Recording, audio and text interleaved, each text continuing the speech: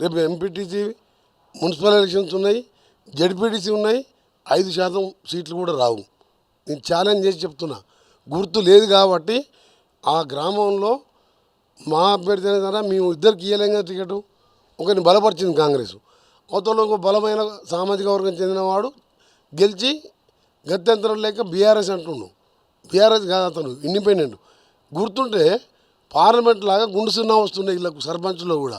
2 నెలలల్లా మీరు చేసిన అప్పులకు బిడ్డీలు కట్టుకుంటూ పెన్షనర్స్కి పెన్షన్ ఇస్తానికే డబ్బులు లేక నానా ఇబ్బందులు పడుకుంటూ వేల కోట్లతో సంక్షేమ కార్యక్రమాలు కొన్ని చేయవలసినవి ఉన్నాయి. 4,000 పెన్షన్ కానీ ఇంకొన్ని ఉన్నాయి.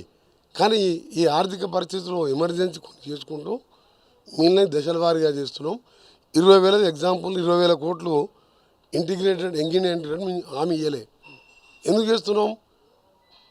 ఏ గవర్నమెంట్కైనా ప్రైమరీ ఎడ్యుకేషన్, ప్రైమరీ హెల్త్ పేదవానికి ఉచితంగా ఇవ్వాలనే కాంగ్రెస్ పార్టీ లక్ష్యం కాబట్టి అది చేసుకుంటూ పెండింగ్ ప్రాజెక్టు పూర్తి చేస్తున్నాం. కేసీఆర్ రాకపోతే మాత్రం తెలంగాణ ప్రజలు, అసెంబ్లీకి రాకపోతే తెలంగాణ ప్రజలు కేసీఆర్ని ఎప్పుడు క్షమించరు.